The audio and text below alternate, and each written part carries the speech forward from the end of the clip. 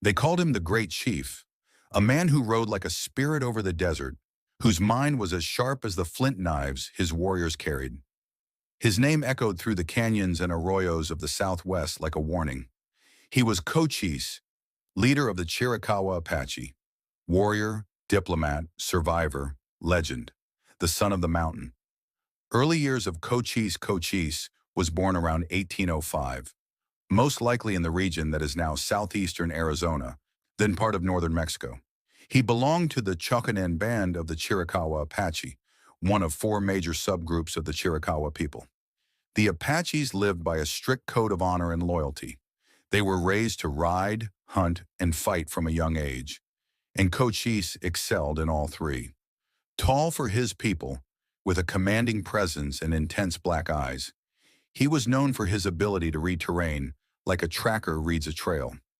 As a youth, he showed remarkable skill with both the lance and bow, and later with firearms obtained through trade or conquest. The Apaches didn't build cities. The desert was their kingdom, and the mountains their fortresses. The Choconen roamed the Dragoon Mountains and Sulphur Springs Valley, while their close kin, the Betanco, lived to the northeast, and the Nedni roamed farther south into Mexico. The Apache were not one tribe but many bands, linked by language and tradition, but fiercely independent. The weapon is the man, mastery of war. By his 20s, Cochise had distinguished himself as a warrior. His raids into Mexican territory were calculated and relentless. These weren't wild, lawless attacks. They were strategic strikes for horses, weapons, and resources. Mexico had declared war on the Apache decades earlier, offering bounties for Apache scalps. In return, Cochise and his warriors brought war to the northern Mexican states of Sonora and Chihuahua. Cochise's use of terrain was legendary. He could ambush a wagon train, vanish into the rocks, and be miles away before the dust settled. He never led from the rear. His prowess in battle earned him the respect of other Apache leaders and eventually made him principal chief of the Choconen. His weapon of choice? The lance in close combat. He trained his warriors not just in brute strength, but in fluid, mounted tactics, riding bareback, dodging bullets, striking like a whirlwind. The spark that lit the fire, Bascom Affair, 1861. Until 1861, Cochise had limited his conflict to Mexican forces. But that year changed everything. A rancher's son was abducted, and Cochise was wrongly accused. He agreed to a meeting with Lieutenant George Bascom near Apache Pass, expecting diplomacy. Instead, he was betrayed, held at gunpoint, accused of kidnapping, and threatened with execution. Cochise escaped by slashing through the tent wall, but his family, brother, nephews, even his wife, were taken prisoner. In retaliation, Cochise took hostages of his own.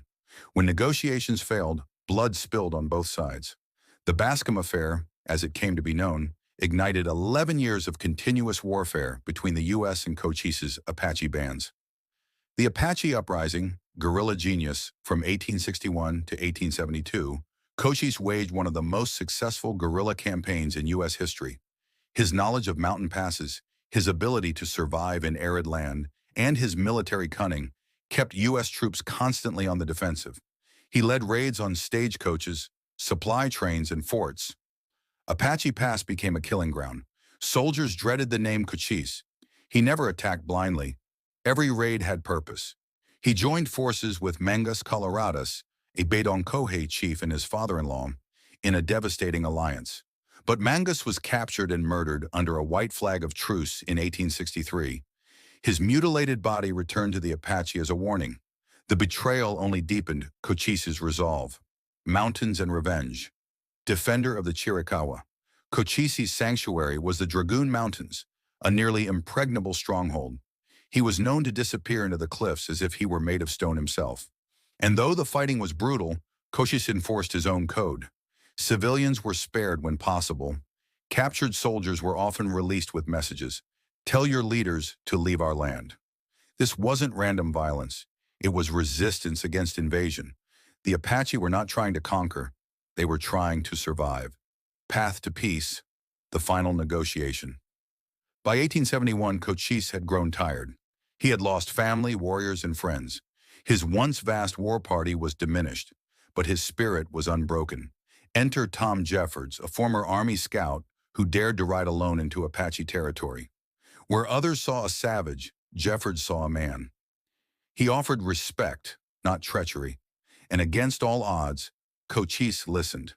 Through Jeffords' intercession, and with support from General Oliver O. Howard, a treaty was negotiated. In 1872, the Chiricahua Reservation was established in southeastern Arizona, in Cochise's homeland. It was the only U.S. treaty negotiated personally with Cochise, and he kept his word. He spent the final years of his life in relative peace.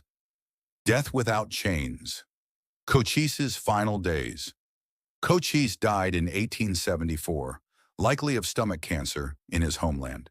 He was never taken in chains. He was never paraded as a prisoner. His death was quiet, surrounded by family and warriors. His body was buried in secret somewhere in the Dragoon Mountains. Only a few knew the location, and they took the secret to their graves. The thunder that lingers. Cochise never sought fame. He never posed for photos, but his legend lived on. The Cochise stronghold, his mountain refuge, remains a place of awe. His name adorns towns, counties, and schools. But for the Apache people, he is more than a name. He is a symbol of resistance, of honor, of a people who refused to vanish. Cochise did not surrender. He negotiated. He did not beg. He led. And though his enemies tried to erase his people from the map, the memory of Cochise still rides on the wind, across the stone and sand he once called home.